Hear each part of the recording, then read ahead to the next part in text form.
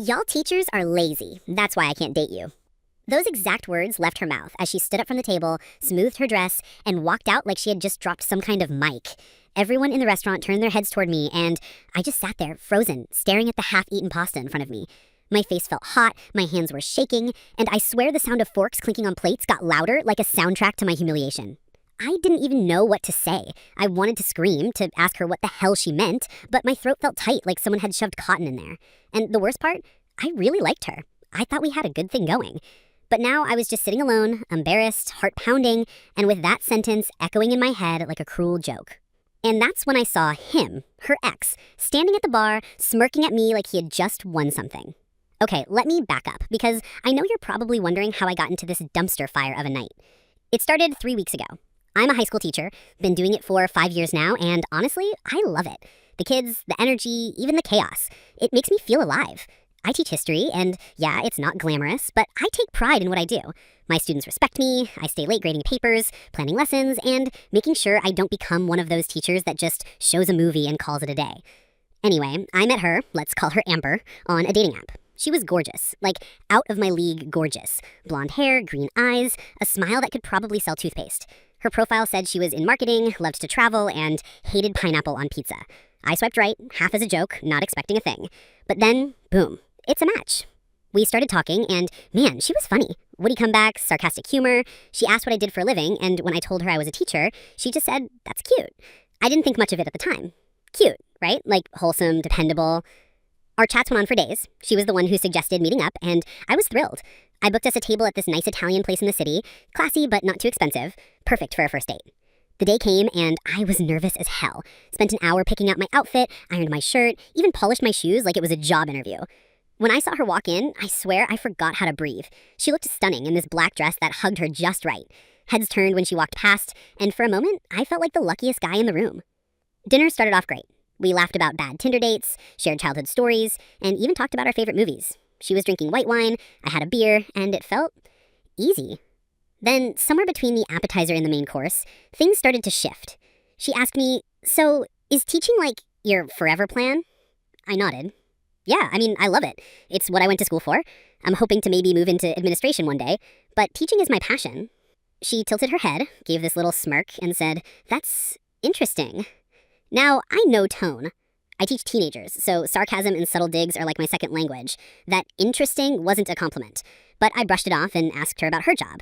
She launched into this whole thing about managing campaigns, closing deals, networking, basically big money stuff. I clapped for her because, honestly, she seemed proud of herself. But then came that moment. The waiter had just set down our plates when she leaned back in her chair, crossed her arms, and said, "You know, I don't think I could ever date a teacher." I froze. What? She laughed. No offense, but teachers are kind of lazy. You guys get summers off, short work days, and you barely make any money. I need someone who's ambitious, you know? My fork literally slipped out of my hand and hit the table with a clang. A couple at the next table looked over. My face went red, and I tried to laugh it off, thinking maybe she was joking. But then she said it again, clear as day. "Y'all teachers are lazy." And before I could even respond, she stood up, grabbed her purse, and walked out. I sat there, stunned, the smell of garlic bread filling the awkward silence around me. And that's when I saw him, her ex, standing at the bar, smirking at me like he had just won something. Okay, let me back up, because I know you're probably wondering how I got into this dumpster fire of a night. It started 3 weeks ago. I'm a high school teacher, been doing it for 5 years now, and honestly, I love it. The kids, the energy, even the chaos. It makes me feel alive. I teach history, and yeah, it's not glamorous, but I take pride in what I do. My students respect me, I stay late grading papers, planning lessons, and making sure I don't become one of those teachers that just shows a movie and calls it a day. I gripped my fork so tight my knuckles turned white. He wasn't just walking casually. He had that slow, deliberate stride like someone in a movie about to deliver bad news. His smile wasn't friendly either. It was the kind of smirk that said, "I know something you don't." I didn't even know this guy, never seen him before in my life, but the way he looked at me, it felt personal. I glanced toward the exit, thinking maybe I could just leave, pretend none of this ever happened. But then I remembered, I hadn't paid the bill. And I'm not the kind of guy to dine and dash, even if my ego just got stomped on by someone I thought I liked. He stopped right next to my table.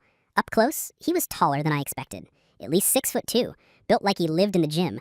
Black leather jacket, designer jeans, the kind of watch that probably cost more than my monthly salary. And then he spoke. "So, "You're the teacher, huh?" His voice was calm, but there was this edge to it, like he was daring me to answer. I swallowed hard. "Yeah, that's me." He chuckled, shaking his head like he couldn't believe it. Wow, she wasn't kidding. I frowned. "About what?" He leaned in a little, lowering his voice so only I could hear. "About you being small time." Something in my chest tightened, but before I could say anything, he straightened up and smiled like we were old friends. "Anyway, enjoy your night, man." Then he patted me on the shoulder, hard, and walked away, back toward the bar. I sat there, humiliated. I didn't even know what just happened, but I knew one thing. This wasn't just a bad date. This was something else. Let me take you back a bit, because this wasn't the first red flag. I just didn't see it at the time. A few days before the date, we were texting late at night. She asked me, "So, what's your dream car?" I said, "Honestly, I've never been in the cars that much. I'm happy with my Honda." She replied with a laughing emoji and said, "Cute." Now, I know some people think cute is harmless, but when she said it, it didn't feel like a compliment. It felt like pity. Like, "Aw, look at you, trying your best." But I ignored it, because honestly, I liked her, and I thought maybe she was just playful. Another time I told her about one of my students who had been struggling with math and how I stayed after school to help him. She texted back, "That's nice, but don't you ever feel like you could do more? Like actually make something of yourself?" I should have seen it then, but I didn't. I kept telling myself she didn't mean it that way. So back to the date. I'm sitting there, still processing what just happened, when the waiter comes over with the check. "Everything okay, sir?" he asks, glancing at the empty seat across from me. "Yeah," I mutter, pulling out my card. "Everything's great." But it wasn't great. It was the opposite of great, and it got worse. As I'm signing the receipt, I hear laughter. Her laughter. Coming from near the entrance, I look up and there she is, Amber, standing outside with him, the guy from the bar. They're close, too close. And then she does something that makes my stomach drop. She kisses him. Not a friendly peck, a full-on, passionate kiss like something out of a music video. People walking by are staring, some even pulling out their phones. And that's when it hits me. This wasn't an accident. This whole thing, it was planned. My hands start shaking again, and I can feel my pulse in my ears. I grab my phone, thinking maybe I'll text her, demand an explanation, but then I stop. What would I even say? What would that change? So instead, I just sit there, staring at the half-empty glass of beer in front of me, feeling like the biggest idiot in the world. But here's the thing. I wasn't wrong about the night being far from over, because just as I'm about to leave, the guy, the ex, walks back in, alone. He heads straight for my table, pulls out the chair Amber was sitting in, and sits down like he owns the place. He looks at me, grins, and says, "We need to talk." My heart's racing. I don't know this guy. I don't know what he wants, but I can tell from the look in his eyes, it's not good. "Talk about what?" I manage to say, my voice barely above a whisper. He leans forward, elbows on the table. "You think she dumped you because you're a teacher." That's cute, but this isn't about your job. It's bigger than that. And then he drops it. The sentence that makes my stomach twist into knots. "She's not who you think she is." My mind is spinning. What does that even mean? Who the hell is she then? I open my mouth to ask, but before I can, he stands up, tosses a $100 bill on the table, and says, "You'll thank me later." Then he walks out, leaving me there with a million questions and no answers. I stare at the door for a long time, wondering if I should follow him, wondering if I should call Amber, wondering if I should just go home and forget this whole thing ever happened. But deep down, I know I can't forget, because now I'm in it, whatever it is, and I have to find out the truth. As I finally get up to leave, my phone buzzes. It's a text from an unknown number. "Stop digging, or you'll regret it." And that is when I realized this wasn't just about a bad date anymore. This was something way darker. I stood frozen for what felt like hours, staring at that text message. The words burned into my brain like a warning sign. "Stop digging, or you'll regret it." I looked around the restaurant, suddenly hyper-aware of everyone. The couple 2 tables down laughing over dessert, the waiter polishing wine glasses, the bartender pouring drinks. None of them looked at me, but for some reason, I felt like I was being watched. Who sent that text? The ex? Amber? Someone else? My fingers hovered over the screen, debating whether to reply. My heart pounded so hard, I thought people could hear it. Finally, I typed, "Who is this?" and hit send. No response. The little dots never appeared. I sat there for another minute, staring at the phone, hoping for something, anything, but it stayed dead silent. I shoved the phone in my pocket, tossed some cash on the table for the tip, and walked out, trying to act normal even though my brain was screaming. When I stepped outside, the night air hit me like a slap. The street was buzzing, cars honking, people laughing, a street performer playing guitar, but all of it felt distant, muffled, like I was underwater. I scanned the sidewalk for Amber and the ex, but they were gone. Completely vanished, like they were never there. I started walking to my car, every step feeling heavier than the last. My mind kept replaying the night over and over. The way she smiled at me when she walked in, the way she leaned in when she laughed, and then that sentence. That one sentence that burned everything down. Y'all teachers are lazy. I thought that was the worst part. But no, that wasn't even close. When I got to my car, I sat inside for a long time before even starting the engine. Just staring at the steering wheel, my phone clutched in my hand like a lifeline. I unlocked it, checked the message again, still no response. My brain went into overdrive.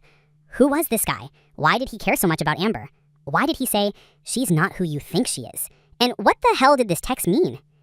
Part of me wanted to drive home, crack open a beer, and forget this entire disaster ever happened. But another part, the part that couldn't let go of unanswered questions, knew this was just the beginning. Because if there's one thing I've learned in life, it's that people don't warn you for no reason. And whoever sent that message, they didn't sound like they were bluffing. But let me tell you something you don't know yet. This wasn't my first brush with weirdness this week. Looking back now, I can see the signs. Like 2 nights ago when I was grading papers at my desk. It was almost midnight and my phone buzzed.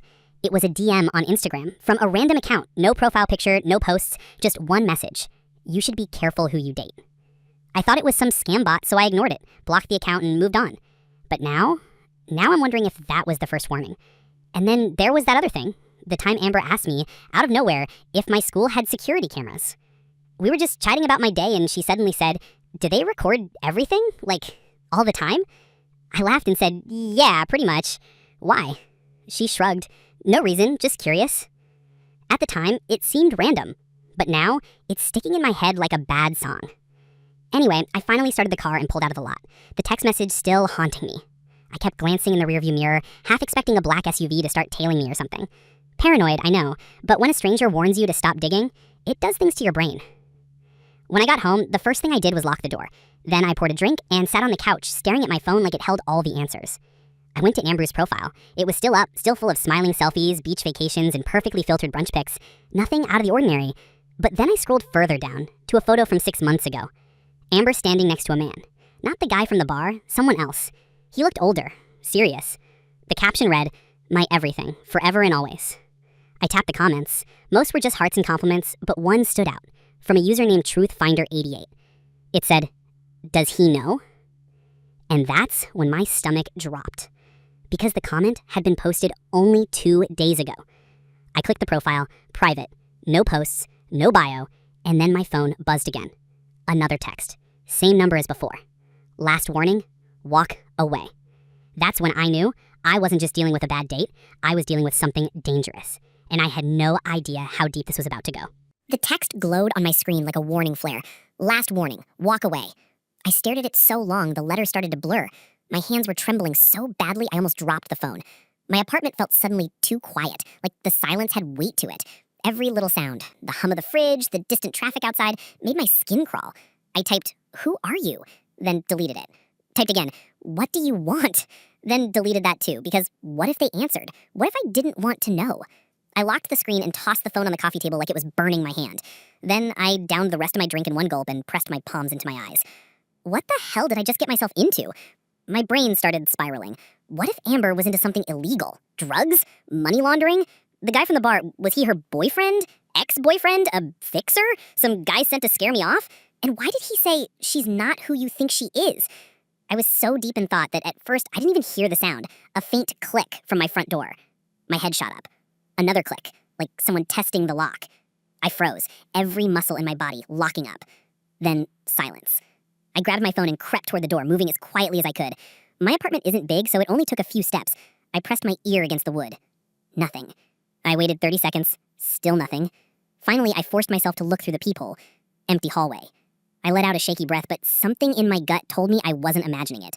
Someone was there, testing the lock. I slid the deadbolt across and double-checked it. Then I backed away, heart still hammering.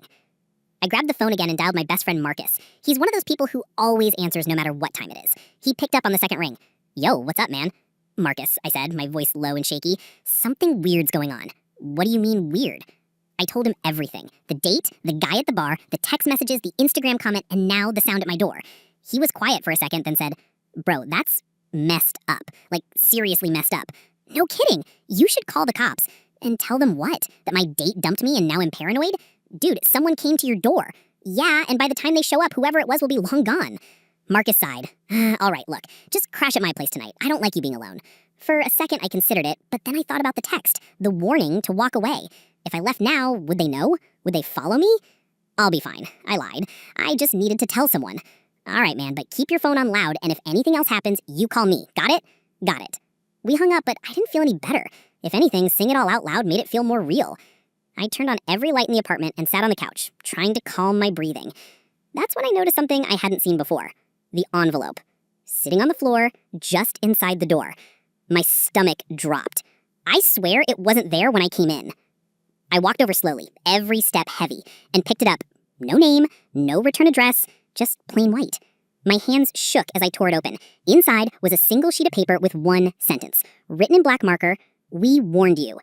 And underneath it, a photo of me, sitting at the restaurant tonight. My knees almost buckled. I stumbled back and dropped the envelope like it was burning my hand. How? How the hell did they get that? Who was watching me? I grabbed the photo with shaking hands and looked closer. It wasn't blurry or grainy. It was sharp, high quality. Whoever took it was close, maybe even inside the restaurant. And if they were that close, then they knew where I lived. My chest tightened like I couldn't breathe. I wanted to run, but where? I backed into the living room, clutching the photo like proof of something I didn't understand. My phone buzzed again. New text. Same number. Next time, we won't knock. I swear my blood turned to ice. I didn't even think. I just grabbed my jacket and keys and bolted out the door.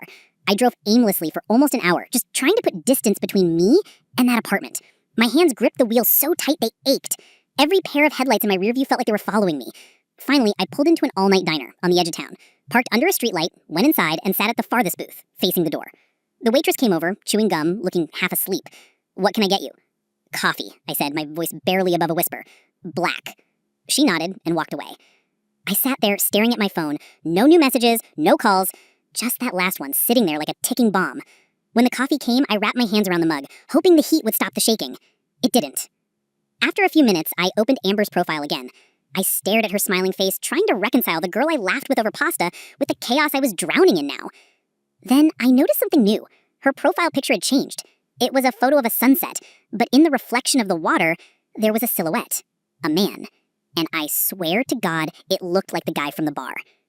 I sat there for hours, nursing coffee, my brain spinning in circles. Who were these people? What did they want from me? By the time the sun started creeping up, I made a decision. If they wanted me to walk away, I wasn't going to. Because now I had to know. The first step, find out who Amber really was. I opened my laptop right there in the diner and started searching. Her name, her photos, reverse image searches. That's when I found it. An old news article from 3 years ago. The headline read, "Local businessman found dead after mysterious disappearance." And in the photo beneath it, Amber, standing next to the dead man, smiling. My heart stopped. Before I could even process it, my phone buzzed again. New text. Still digging?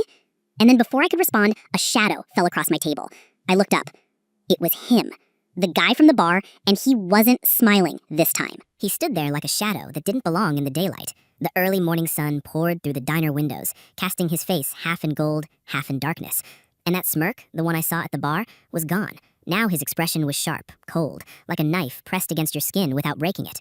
My breath caught in my throat. My fingers tightened around the coffee mug so hard I thought it might shatter. He didn't ask. He didn't wait for permission. He just slid into the booth across from me like he'd been invited, leaning back with that casual confidence that only really dangerous people have. "Morning," he said, his voice smooth but carrying that weight again, that edge that said this was anything but friendly. I swallowed hard, forcing words out. "What do you want?" He smiled a little, not like someone who's happy, more like someone who's amused that you even dared to ask. "What do I want?" He glanced at my laptop screen, the article still open. His eyes flicked back to mine and his smile widened. "Looks like you're the one doing all the wanting." I slammed the laptop shut, but it was too late. He'd seen everything. "Listen," I said, my voice shaking more than I wanted it to. "I don't know what this is, but I didn't sign up for it." "Oh, you signed up the second you swiped right," he said, leaning forward just a little. "And now you're in it whether you like it or not." My chest tightened. "What?" He tilted his head, studying me like a scientist with a bug in a jar. You really don't know, do you? Before I could answer, the waitress came over, oblivious to the storm brewing at our table. Another coffee? She asked, glancing between us with a polite smile. He didn't even look at her. No. His tone was sharp enough to slice glass. The waitress blinked, mumbled something, and hurried away. The silence that followed was heavy, the kind that crushes your lungs. Finally, he spoke again, softer this time, but somehow more terrifying. I told you to stay away from her. I clenched my fists under the table. You don't own her. That earned a laugh, a real one this time, but there was nothing warm about it. Own her? No, but I understand her, which is more than I can say for you. My throat got dry. What does that mean? He leaned forward again, elbows on the table, eyes locked on mine. It means Amber isn't some sweet girl looking for love on an app. She's complicated, and guys like you don't survive complicated. I wanted to tell him to screw off. I wanted to stand up and walk out, but then I remembered the photo in the envelope, the note, the texts. So instead, I asked, who is she? For a moment, he just stared at me. Then slowly, he reached into his jacket pocket. My heart jumped into my throat. I thought he was pulling a gun. But no, it was a phone. He tapped the screen a few times, then turned it toward me. A video started playing. Amber, sitting in what looked like a fancy hotel suite, laughing, glass of champagne in her hand, and next to her, another man, not the one from the old news article, someone else. The camera angle shifted, and then I saw it. The man wasn't laughing. He was tied to a chair. Amber kissed his cheek and whispered something in his ear, and then the video cut off. My stomach flipped. My hands went cold. What the hell is this? I whispered. He slid the phone back into his pocket. That, he said, is who you've been texting good night. I couldn't speak, couldn't think. My brain was a storm of denial and fear and questions I didn't want the answers to. She's dangerous, he continued, and if you keep playing detective, you're going to end up like him. I swallowed hard, trying to find my voice. Then why are you telling me this? Why not just do whatever it is you do and leave me out of it? His expression darkened. Because she likes you. Those words hit me like a punch to the chest. What? She likes you, he repeated, which means you're leverage. And in her world, leverage doesn't live long. My pulse thundered in my ears. Her world? What are you even talking about? Before he could answer, my phone buzzed on the table. Both of us looked at it. A text from Amber. Miss me? The blood drained from my face. He saw it too. His jaw tightened. Don't reply, he said, his voice low but deadly serious. I stared at the screen. The dots appeared. She was typing again. Another message popped up. Come to the park. Same bench as last time. I looked at him. I've never been to a park with her. His expression didn't change. She's testing you. Testing me for what? He didn't answer. Instead, he stood up, sliding out of the booth like a shadow peeling away from the wall. Go home, lock your doors, forget you ever met her. And then he walked out. Just like that. Leaving me with a phone full of threats, a head full of questions, and a growing sense that my life had just split into before and after. I didn't go home. I know, stupid, but curiosity had its claws in me now, and no matter how hard I tried, I couldn't shake the need to know the truth. So, I drove to the park. It was early morning, the kind of light where the world feels half asleep. The benches were empty, the swings creaked in the breeze. A jogger passed me without looking up. I walked to the center of the park, my breath clouding in the cool air, and then I saw it.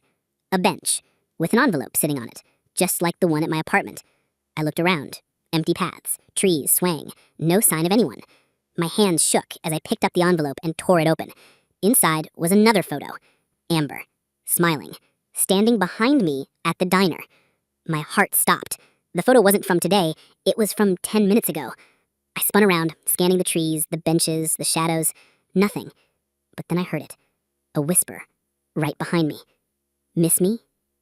And that's when everything went black.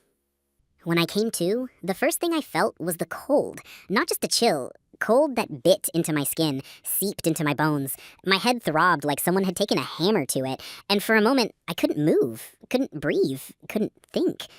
Then the sound hit me. Drip, drip, drip. Slow, steady, echoing. I forced my eyes open, and the world swam into focus. A concrete floor, gray walls, a single light bulb hanging from the ceiling, swaying slightly like someone had just walked away. I tried to sit up, and that's when I realized my hands were tied behind my back. Not just tied, zip-tied. Tight enough that the plastic dug into my wrists like claws. My ankles, too. I was on a metal chair in the middle of a room that looked like an abandoned basement or storage unit. Panic surged through me like electricity. I pulled at the restraints, but they didn't budge. The plastic cut deeper. My breath came fast, too fast, and for a second I thought I was going to pass out again. Then I heard it. Footsteps. Slow. Deliberate. Coming closer. I turned my head toward the sound, heart slamming against my ribs. And then she stepped into the light. Amber. The girl who laughed over pasta, who smiled like summer, who kissed me on the cheek after our first video call. Except now she looked different. Her hair was pulled back tight, her makeup gone, her expression cold and sharp, like glass. She didn't say anything at first, just circled me, her heels clicking against the floor. I could feel her eyes on me like a predator sizing up prey. Finally, she spoke. Her voice was calm. Too calm.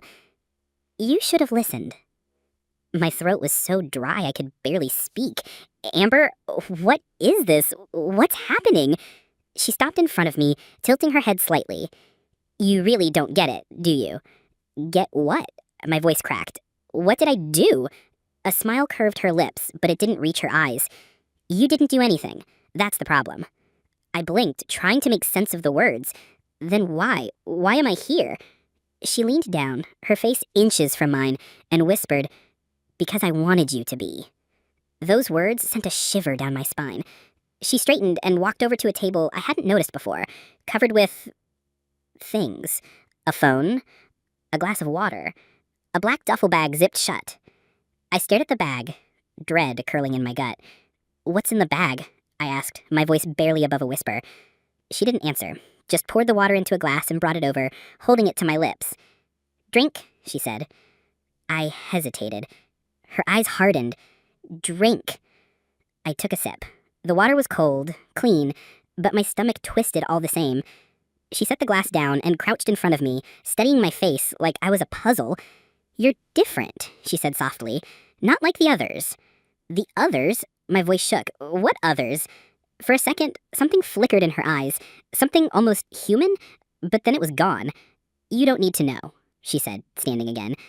I swallowed hard, forcing out the words. The guy from the bar, he tried to warn me. He said you're dangerous. Her smile returned, slow and sharp. Did he now? She walked over to the duffel bag, unzipped it, and pulled out something. Not a gun. A camera. She turned it on, the red light blinking like an unblinking eye, and aimed it at me. Smile, she said. My blood ran cold. Why are you doing this? She didn't answer, just started recording, circling me like a filmmaker looking for the perfect shot. And then the door opened. I turned my head, heart pounding, as another figure stepped inside. The guy from the bar. Except now, his smugness was gone. His face was tight, jaw clenched, eyes hard as stone. He walked straight toward Amber, grabbed the camera, and slammed it down on the table so hard it cracked. What the hell are you doing? He growled. Amber didn't flinch. What does it look like? His voice was low, but furious. We had a deal. No more games. Her lips curved. This isn't a game. He glanced at me, his eyes sharp and cold. You dragged him into this. Do you have any idea what that means? Amber shrugged. He's mine. That word, mine, sent a chill through me like ice water. He ran a hand over his face, muttering something under his breath, then looked at me again. You need to forget her. Now. I let out a broken laugh. Kind of hard to forget when I'm tied to a chair. Amber's eyes glittered. You're not going to forget. You're going to understand. Understand what? I spat. That you're both insane? Her smile widened. That everything you thought you knew about me was a lie. Before I could respond, the guy from the bar grabbed her arm. Enough. End it. Amber jerked free, her voice sharp as glass. You don't give me orders. The tension between them was electric, crackling like a storm. And then, bang. A sound like the world splitting in half. I flinched so hard the chair nearly tipped. For a second, I couldn't process what happened. My ears rang. The smell of gunpowder filled the air. I looked up, and my blood turned to ice. The guy from the bar was on the ground, shot. Amber stood over him, gun in her hand, smoke curling from the barrel. I stared at her, my heart hammering so loud I thought it would explode. You killed him, I stammered. She looked at me, her expression calm, almost serene. He forgot the rules. I swallowed hard, my mind spinning, trying to cling to anything that made sense. What rules?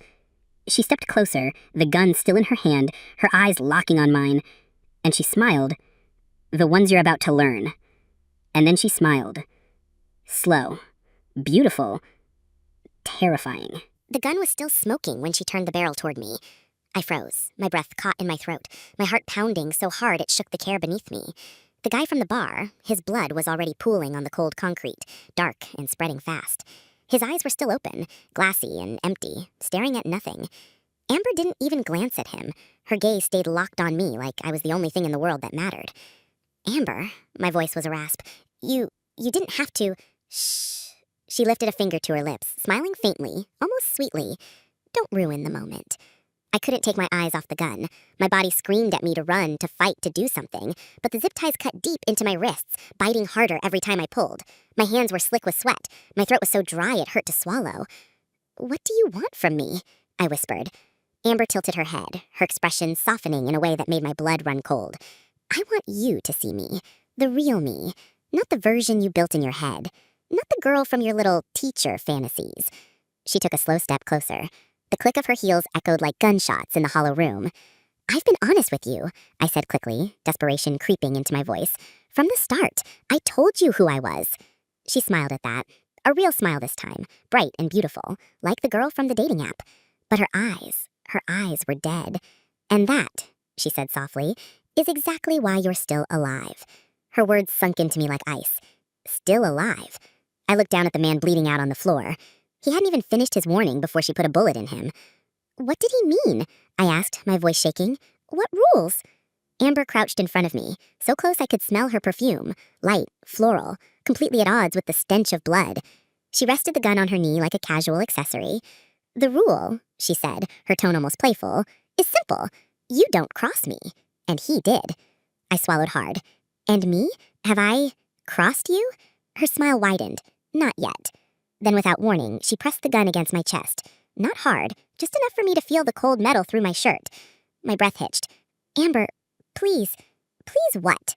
Her voice was light, teasing, like we were sharing a secret. Please let you go? Please pretend none of this ever happened? Yes, whispered. Yes, exactly that. Her laughter rang out sharp and bright, bouncing off the concrete walls. It was beautiful and terrifying all at once. Oh, sweetheart, she cut my cheek with her free hand. You still don't get it. She stood suddenly, the gun dangling from her fingers like it meant nothing.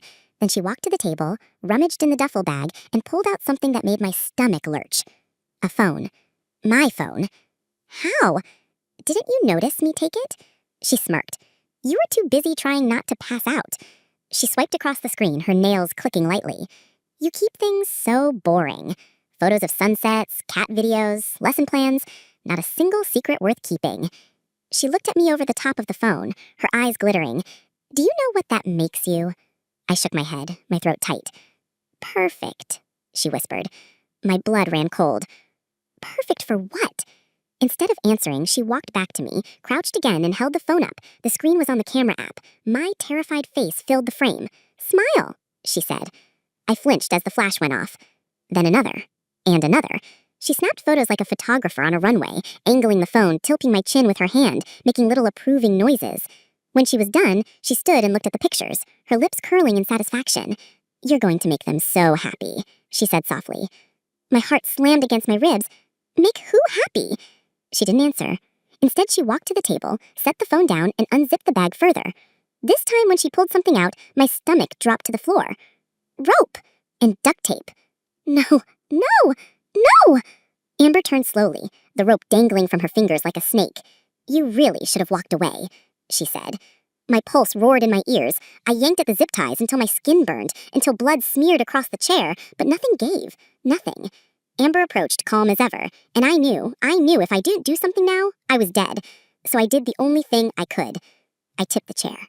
It crashed sideways, hard, the metal legs clanging against the concrete. Pain shot through my shoulder, but I didn't care. I twisted, rolled, kicked, anything to put distance between us. Amber laughed. Actually, laughed. Oh, you've got fight in you. I like that. She stepped closer, and that's when I saw it. The shard of glass from the broken camera, glinting on the floor. I twisted again, scraping my wrists against it, ignoring the sting, the warm rush of blood. The plastic strained, bit deeper, then snap. One hand free. I didn't think, didn't plan. I grabbed the shard and swung it up just as Amber reached me. She caught my wrist mid-swing, her grip like iron. Her eyes burned with something wild, something almost inhuman. For a heartbeat, we froze there, locked in a silent war. Then she smiled. "You're fun," she whispered, and slammed my head into the floor. The world spun, my vision blurred, the shard slipped from my fingers. Amber straddled me now, pinning my arms, the gun pressed under my chin. Her hair had come loose, strands falling across her face, but her smile never faltered. This could have been easy, but now it has to hurt. I squeezed my eyes shut, bracing for the shot. Boom! The sound exploded in the room, my ears rang, my body jerked, but I wasn't the one hit. Amber froze. Her eyes widened in shock. Blood bloomed across her shoulder. She toppled sideways, the gun clattering to the floor. I blinked through the haze, my heart pounding so hard it hurt, and there, standing in the doorway, Marcus, holding a gun. "Jesus Christ," he breathed, his hand shaking. "What the hell is going on?" I didn't answer. Couldn't. I just stared as Amber, bleeding but still alive, started to laugh. Low at first, then louder and louder, until it filled the room like a siren. "You think this ends with me?" she hissed, her eyes wild. "You think killing me changes anything?" Marcus aimed the gun at her head. "Shut up." Amber grinned, teeth red with blood. "You have no idea what you've done." And then she said something that made my blood turn cold. "They're coming." Marcus shot her again. This time, she didn't get back up. The silence that followed was deafening. My breath came in ragged gasps. My wrists burned. My whole body shook like a leaf in a hurricane. Marcus dropped the gun and rushed to me, cutting the last zip tie with his pocket knife. "We need to go," he said, his voice urgent. "Now." I nodded numbly, letting him haul me to my feet. My legs barely worked. We stumbled toward the door, but just as Marcus reached for the handle, we heard it. Footsteps. Dozens of them coming from the hall, and then a voice. Deep, cold. "Room secured?" Another voice answered. "Target eliminated. Secondary alive." Marcus and I froze. The footsteps grew louder. Shadows stretched across the floor. I looked at him, he looked at me, and in that moment I knew one thing. This wasn't over. Not even close. The night swallowed us whole. Marcus and I ran through the back corridors of that abandoned building, our footsteps echoing like gunfire. My lungs burned, my body screamed, but I didn't stop. Not when the voices were getting closer. Not when I could feel the weight of Amber's last words pounding in my skull. They're coming. When we finally burst into the freezing night air, I collapsed against the wall, sucking in breath like it was the last I'd ever take. Marcus grabbed my arm, hauling me toward his car parked in the shadows. "Move," he hissed. I moved. Somehow I moved. We dove inside just as the first figures spilled out of the building behind us, their faces hidden under black masks. Marcus gunned the engine, tires screamed, the car fishtailed, then shot down the empty road. I looked back once. They didn't chase us. They just stood there, lined up under the flickering streetlight, watching us go. We didn't stop driving for an hour. Not until the city lights were a distant glow in the rearview mirror. Marcus pulled into a deserted rest stop and killed the engine. For a moment, neither of us spoke. Finally, I turned to him. "What the hell was that?" I asked, my voice raw. He didn't answer right away, just stared at his shaking hands on the wheel.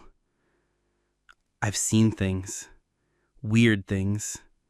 People disappearing, rumors about recruitment. I thought it was just talk." My stomach churned. "Recruitment for what?" He looked at me then, his eyes hollow. "For them." I didn't ask who they were. I didn't want to know. All I knew was this. Amber wasn't crazy. She was a part of something bigger, something organized. And now, because of one stupid date, so was I. Days passed, weeks. I quit my job, deleted my social media, moved to a different state, changed my number. I told myself I was safe, that they'd forgotten about me. But every time I walked into a grocery store and saw someone lingering by the end of the aisle, every time a black SUV slowed down when I was crossing the street, every time I found something in my apartment that wasn't there before, I knew the truth. They hadn't forgotten. They were watching. And one day, they'd come back. The end.